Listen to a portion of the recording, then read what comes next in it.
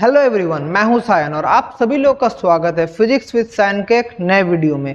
तो आज से हम लोग जिस टॉपिक को डिस्कस करने वाले हैं वो क्लास 11 का बहुत ही एक इम्पॉर्टेंट टॉपिक है जो कि सेंटर ऑफ मास। इसके बारे में आज हम लोग का इंट्रोडक्टरी लेक्चर होगा। हम लोग सीखेंगे बेसिक कुछ कॉन्सेप्ट, सेंटर ऑफ मास का आइडिया देंगे। इसके ऊपर लगभग बहुत सारे वीडियोस आएगा। मैं डिटेल्स में आप लोगों को सेंटर ऑफ मास कैलकुलेट करना सिखाऊंगा और आप लोग एग्जाम में अगर क्वेश्चन में आए तो कैसे आप लोग एग्जाम में सॉल्व कर सकते हैं वो भी हम लोग इधर सीखेंगे। तो चलिए बिना लेट करके हम लोग क्लास स्टार्ट करते हैं। तो सेंटर ऑफ मास का कॉन्सेप्ट समझिए। मैं अगर इस पेन को मैं अगर यहाँ से पकड़ूं तो गिर जाएगा, यहाँ से पकड़ूं गिर जाएगा, लेकिन पेन को अगर मैं ऐसे सेंटर में मैं ऐसे पकड़ूं तो पेन नहीं गिरेगा। तो ये एक सेंटर ऑफ मास। अगर इस पेन को मैं यहाँ से धक्का दूँ तो देख पा रहे हैं क्या रोटेट हो जा रहा है। यहाँ से धक्का दूँ रोटेट हो जा रहा है। लेकिन अगर पेन को मैं अगर एकदम सेंटर से मतलब नीचे रहने से अच्छा समझ पाते हैं, अगर यहाँ से मैं धक्का दूं तो मतलब कैसे जाएगा, ऐसा टाइप का जाएगा। आप लोग करके भी देख सकते हैं। किसी भी चीज़ को मतलब हर एक ऑब्जेक्ट, इस बोर्ड को मैं इधर से धक्का दूं तो उधर जाएगा, उधर से धक्का दूं तो इधर आएगा। तो हमारा बोर्ड का मैं इधर अटैच है बोलकर समझ पा रहे हैं कि नहीं, मैं आप लोगों के साथ थोड़ा डाउट होगा। लेकिन मैं जो बोल रहा हूँ बच्चों, मतलब हर एक ऑब्जेक्ट, घर का टेबल को देखिएगा, टेबल को एक साइड से धक्का दीजिएगा, एक साइड से रोटेट हो जाएगा, दूसरे साइड से दीजिएगा, दूसरा साइड से रोटेट हो जाएगा। लेकिन एकदम उसका जो सेंटर से जो लाइन है वहाँ से फोर्स दीजिएगा तो स्ट्रेट लाइन में मोशन होगा। यहीं से सेंटर ऑफ मास का आइडिया आता है। तो मतलब सेंटर ऑफ मास मतलब देखिए मैं क्या बोल रहा हूँ, यहाँ पर एक ऑब्जेक्ट है, इसको मैं अगर इधर से फोर्स दूँ ऐसे हो जाएगा, इधर से फोर्स दूँ ऐसे हो जाएगा।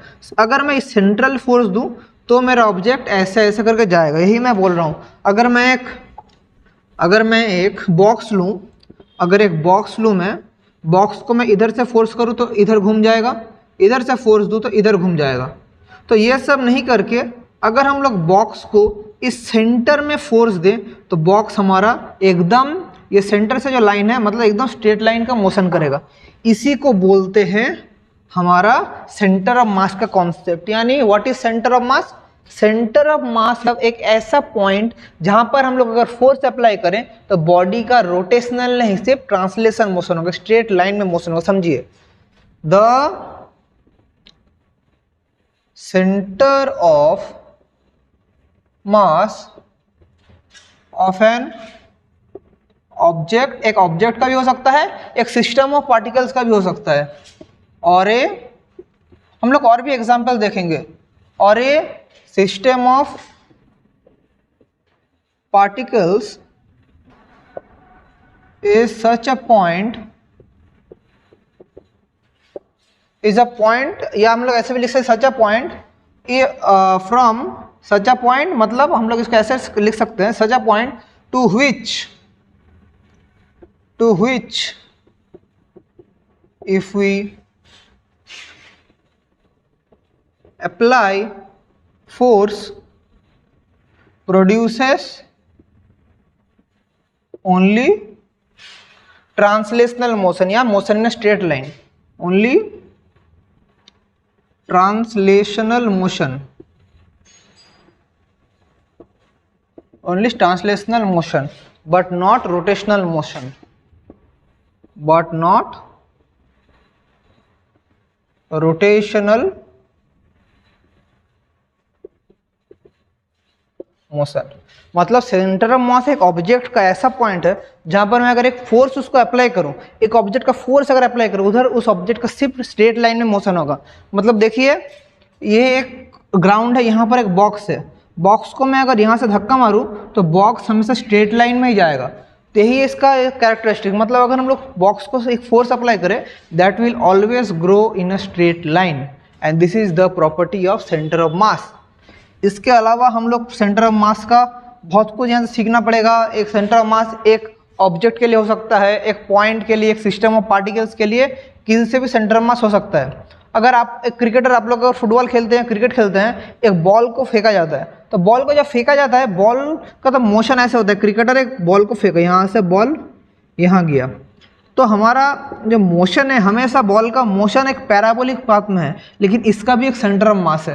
मैं क्यों इतना डिटेल्स में आप लोग को समझा रहा हूँ, कॉन्सेप्ट को समझिए, फीलिंग लेके पढ़िए। सेंटर ऑफ मास मतलब किसी भी, अब हर एक चीज़ का, ये पेन का भी सेंटर ऑफ मास है, बोर्ड का भी सेंटर ऑफ मास है, मेरा कैमरा का सेंटर ऑफ मास है, किसी भी चीज़ का, रूम का सेंटर ऑफ मास है, किसी भी चीज़ का एक टेबल का सेंटर ऑफ मास है, uniform body, non uniform body, हर एक का एक सेंटर ऑफ मास होता है। सबसे पहले ये आप लोग को समझना पड़ेगा। तो सेंटर ऑफ मास आप लोग समझ गए। अभी आप लोग बोलेंगे सर तब से आप सेंटर ऑफ मास किए जा रहे हैं, लेकिन इसका फॉर्मूला क्या है? वैलिड क्वेश्चन है, इसका फॉर्मूला क्या है? तो अभी हम लोग वही देखेंगे कि इसका फॉर्मूला क्या है सर। तो फॉर्मूला हम लोग का एक सेंटर ऑफ मास हमेशा एक पॉइंट है, मतलब एक कोऑर्डिनेट सिस्टम। फॉर्मूला क्या है? मतलब इधर एक ऑब्जेक्ट है m1 जिसका कोऑर्डिनेट है r1, इसका एक m2 जिसका कोऑर्डिनेट है r2, इसका एक है m3 जिसका है r3, डॉट डॉट चल रहा है।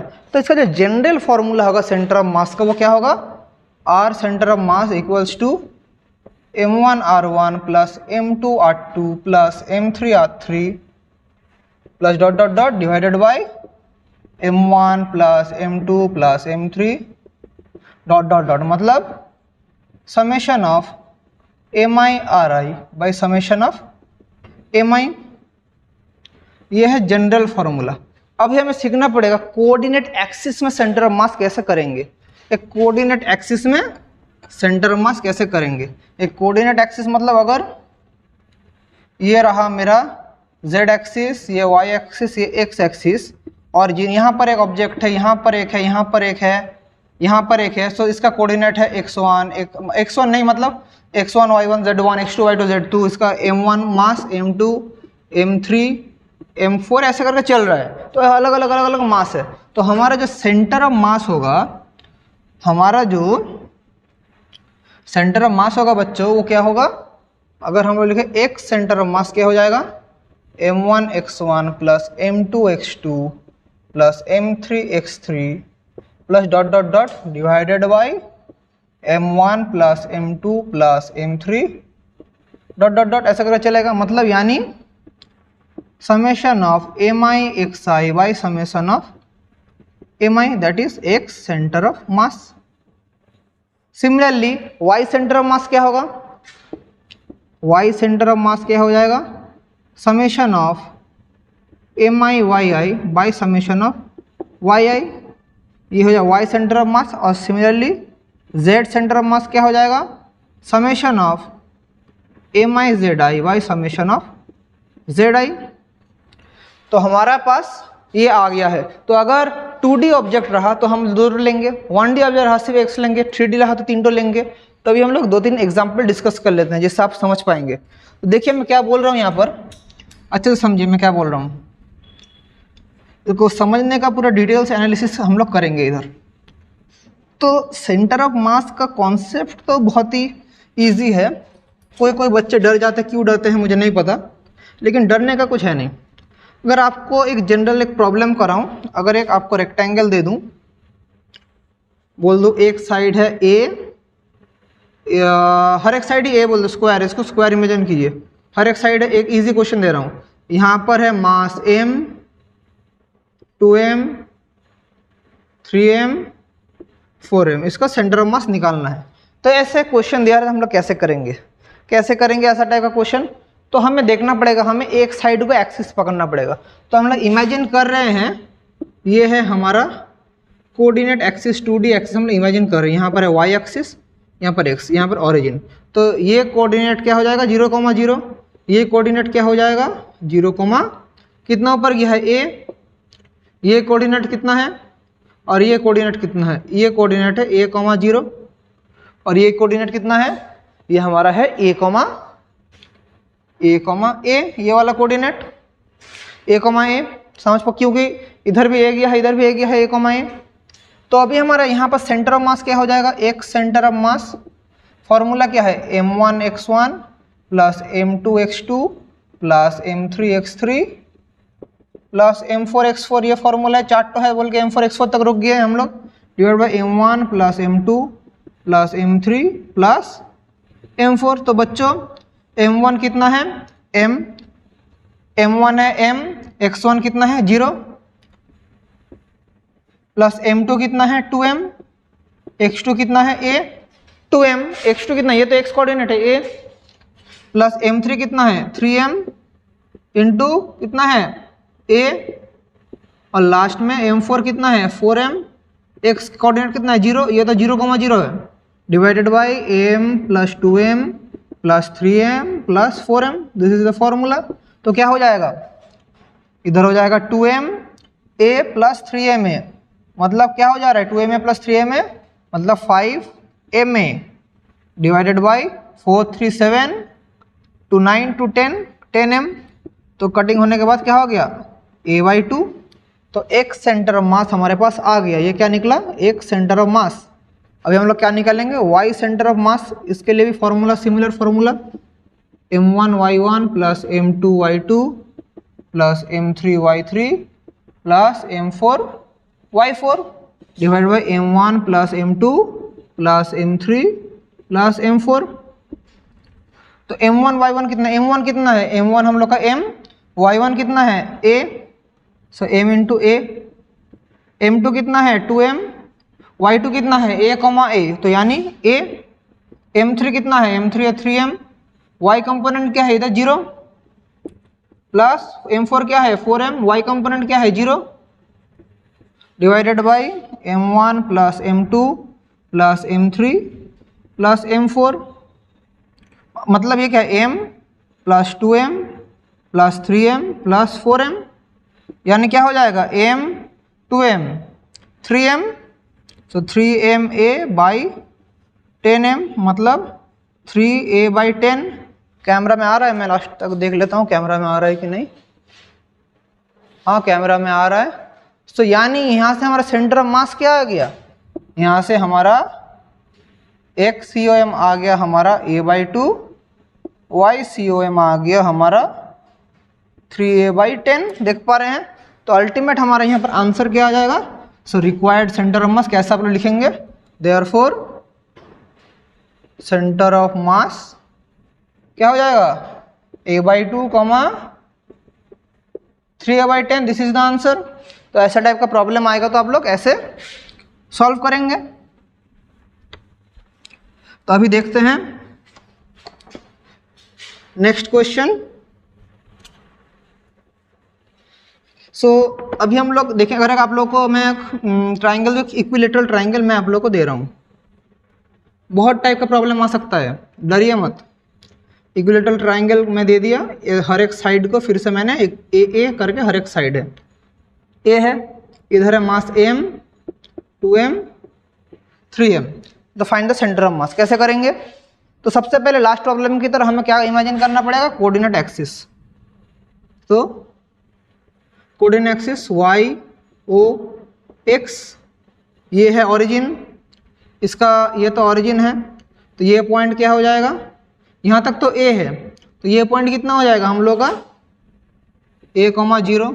लेकिन ये पॉइंट हम लोग कैसे निकालेंगे, ये पॉइंट अगर टोटल a है, ये a o b, ये पॉइंट अगर c पॉइंट है, इसका कोऑर्डिनेट क्या है a/2, 0, क्योंकि पूरा a है, बीच में बाइसेट के a/2, तो इतना है a/2, ये है a, तो ये पॉइंट कितना है, ये पॉइंट कितना है, कैसे निकालेंगे, हमारा AC equals to under root of AO square minus OC square, AO कितना है a स्क्वायर, OC स्क्वायर कितना है माइनस a/2 होल स्क्वायर, मतलब a²/4, दैट इज √3/2a, तो ये पूरा है √3/2a।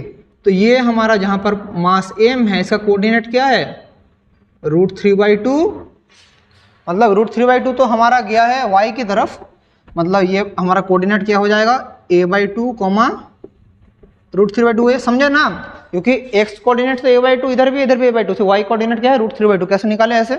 तो अभी हमारे पास सेंटर ऑफ मास निकालना पड़ेगा।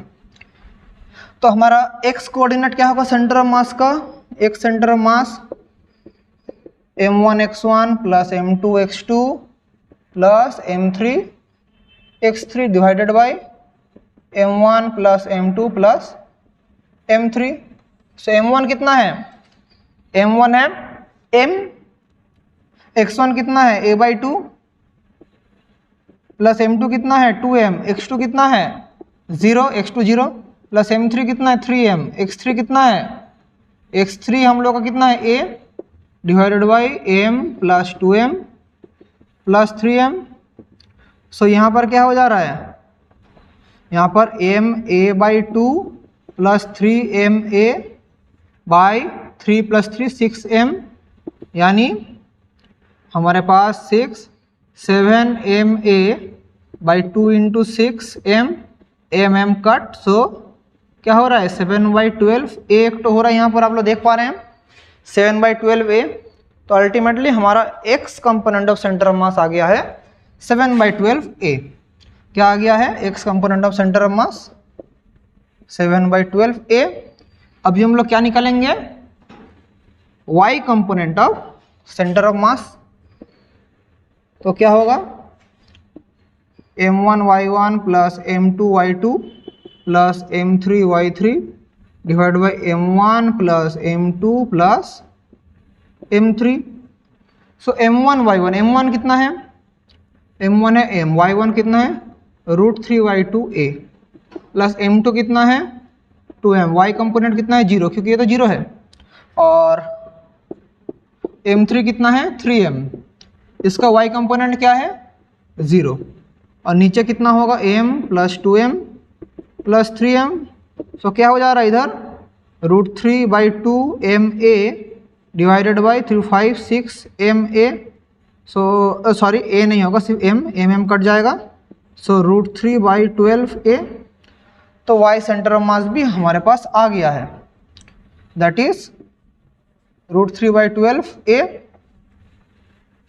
सो हमारा रिक्वायर्ड सेंटर ऑफ मास कितना हो जाएगा 7/12a, √3/12a, और कुछ भी नहीं होगा, यही हो जाएगा, यही हमें यहाँ से देखना पड़ेगा। तो और एक क्वेश्चन करते हैं, यहाँ से आप लोग का पूरा कॉन्सेप्ट क्लियर कराऊंगा, सेंटर ऑफ मास का कुछ भी डाउट नहीं रहने दूंगा, पूरा हर एक कॉन्सेप्ट आप लोगों को क्लियर कराऊंगा। तो अभी देखिए, अभी अगर हम लोग नेक्स्ट कॉन्सेप्ट को देखें सेंटर ऑफ मास का, नेक्स्ट कॉन्सेप्ट यानी और एक चीज़ देखते हैं, एक अगर आपको राइट एंगल ट्राइंगल में दे दूं, तो अगर राइट एंगल ट्राइंगल एक साइड है ये क्या हो जाएगा √2a b c, इसको अगर मैं चेंज कर दूं m 2m 3m, find the centre of mass. So y coordinate, x coordinate centre, ये ऑरिजिन है, ये पॉइंट क्या है 1 a,0, ये पॉइंट कितना है, ये पॉइंट यहाँ से यहाँ पर हम लोग का a है, तो ये भी ये a,0 नहीं, ये 0,a, ये हम लोग का हो जा रहा है 0,a, क्योंकि x कंपोनेंट 0 है।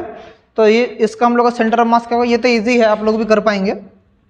तो एक सेंटर ऑफ मास m1 कितना है m, x1 कितना है 0, प्लस m2 कितना है m2 है 2m, x कंपोनेंट कितना है 0, प्लस m3 कितना है 3m, x कंपोनेंट कितना है a, भाई divided by m plus 2m plus 3m, यानी 3ma divided by 3 to 5 6m। So a/2, y centre of mass क्या हो जाएगा m इंटू a, क्योंकि y कंपोनेंट है a, plus 2m into 0 plus 3m into 0 इतना होगा क्योंकि y कंपोनेंट नहीं है उधर, डिवाइडेड बाई कितना m plus 2m plus 3m, that is ma/6m, that is a/6। So centre of mass क्या हो जा रहा है a/2, a/6। इजी, एकदम इजी, आई होप आप लोग समझ रहे हैं। तो ये आप लोग सेंटर ऑफ मास निकालना सीख गए, कैसे सेंटर ऑफ मास निकलते हैं। अभी ये तो हम लोग नॉर्मल किसी भी चीज़ का निकाल रहे हैं, तो ये हम लोग समेसन। तो अगर हम लोग का एक रेगुलर बॉडी रहा, एक रेगुलर शेप रहा, किसी भी टाइप का हम लोग के पास अगर एक रेगुलर ऑब्जेक्ट रहा या रेगुलर शेप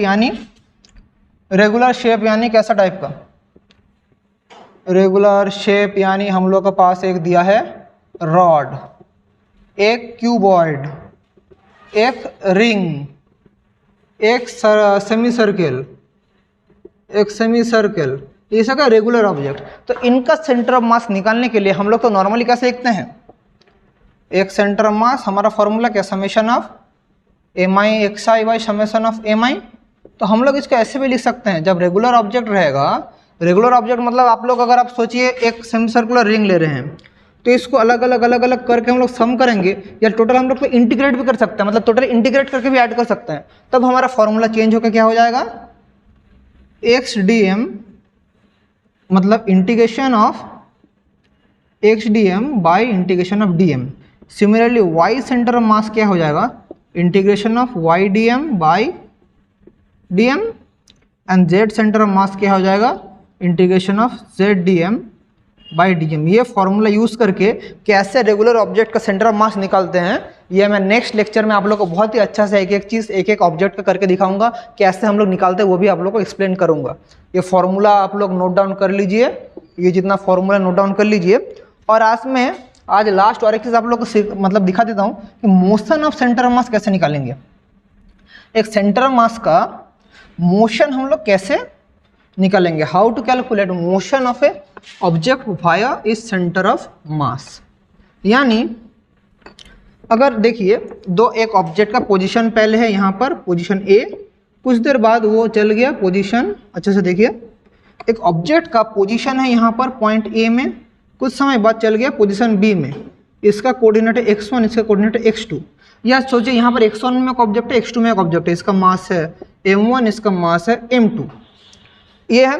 तो इस सिस्टम का सेंटर ऑफ मास क्या होगा, इस सिस्टम का सेंटर ऑफ मास तो ये होगा ना, m1 x1 plus m2 x2 plus m1 plus m2। System का सेंटर ऑफ मास तो ये होगा, ये दोनों का सिस्टम का। अभी यहाँ से अगर हम लोग इसका डेरिवेटिव करें, या इसको हम लोग करें अभी अगर इसका डेरिवेटिव करें, time derivative with respect to t, तो क्या हो जाएगा, m dx1 dt plus m2 dx2 dt, और m1 m2 तो कांस्टेंट है, सो m1 plus m2 mass constant.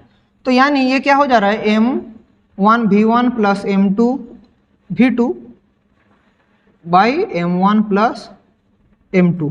सो ये है एक फॉर्मूला आया। सिमिलरली अगर हम लोग ये करें, इसका अगर हम लोग फिर से डेरिवेटिव करें तो क्या हो जाएगा, m1 plus m2 by m1 plus m2। तो acceleration of centre of mass क्या हो जा रहा, m1 a1 plus m2 a2 by m1 plus m2। Camera में आ रहा है कि नहीं, मैं थोड़ा चेक कर लेता हूँ कैमरा में आ रहा है कि नहीं। हाँ, एकदम बढ़िया से एकदम कैमरा में आ रहा है। तो ये जो हम देख रहे हैं, यहाँ से हमारा जो एक चीज़ आ गया कि हमारा टोटल जो इस सिस्टम का सेंटर ऑफ मास है, वहीं से उसका हम लोग वेलोसिटी भी सिस्टम का निकाल सकते हैं, सिस्टम का एक्सेलरेशन भी निकाल सकते हैं। यानी अगर कोई आपको कोई एक सिस्टम दे दे और आपको बोले कि इसका सिस्टम का वेलोसिटी क्या है, तो आप लोग को उसका सेंटर ऑफ मास से उसका वेलोसिटी निकालना पड़ेगा। उसका एक्सेलरेशन का है सिस्टम का, सेंटर ऑफ मास के रेस्पेक्ट में उसका एक्सेलरेशन आप लोग को बोलना पड़ेगा। तो ये कॉन्सेप्ट आपको जानना बहुत ही इंपॉर्टेंट है। तो ये है मोशन ऑफ सेंटर ऑफ मास, एक सिस्टम का मतलब कितना वेलोसिटी होगा, उसका टोटल पार्टिकल का वेलोसिटी। मतलब मैं क्या बोलूँ, उसका एग्जाम्पल आप लोग को दिखाता हूँ। यहाँ पर सोचिए ये है हमारा एक ऑब्जेक्ट, यहाँ पर इसका वेलोसिटी है v1, यहाँ पर यह ऑब्जेक्ट सोचिए ये एक वाटर है, वाटर में मैंने कुछ रेजिन्स छोड़ दिया। रेजिन्स मतलब कुछ हम लोग पाउडर लेके भी छोड़े, रेजिन्स पाउडर कुछ भी कर सकते हैं। तो एक पाउडर का वेलोसिटी इस तरह v1, एक पाउडर का इस तरह वेलोसिटी, जो ब्राउनियन मोशन आप लोग सीखे हैं, वेलोसिटी v3, इसका वेलोसिटी इधर v4, इसका वेलोसिटी इधर v5, इसका वेलोसिटी इधर v6, इसका वेलोसिटी इधर v7। तो ऐसे करके हर एक जगह में v8, v9, v10, हर एक जगह में इसका वेलोसिटी ऐसे कैसे कितना न्यूमरस वेलोसिटी हो सकता है, इसके जिसके अकॉर्डिंग में रखें अलग अलग वेलोसिटी हो सकता है। तो अब हम लोग जो करेंगे पूरा सिस्टम का, अगर हम लोग को पूछे सिस्टम का एवरेज वेलोसिटी या सिस्टम का velocity through centre of mass क्या है, तब हम लोग ये फॉर्मूला यूज़ करेंगे। तो आज का वीडियो हम लोग यहीं तक रखते हैं। नेक्स्ट वीडियो में हम लोग कवर करेंगे कि कैसे अलग अलग मतलब जो रेगुलर ऑब्जेक्ट है, रेगुलर फिगर है, उसका सेंटर ऑफ मास कैसे कैलकुलेट करते हैं, वो हम लोग नेक्स्ट वीडियो में सीखेंगे। तब तक के लिए पढ़ाई करते रहिए और थैंक यू।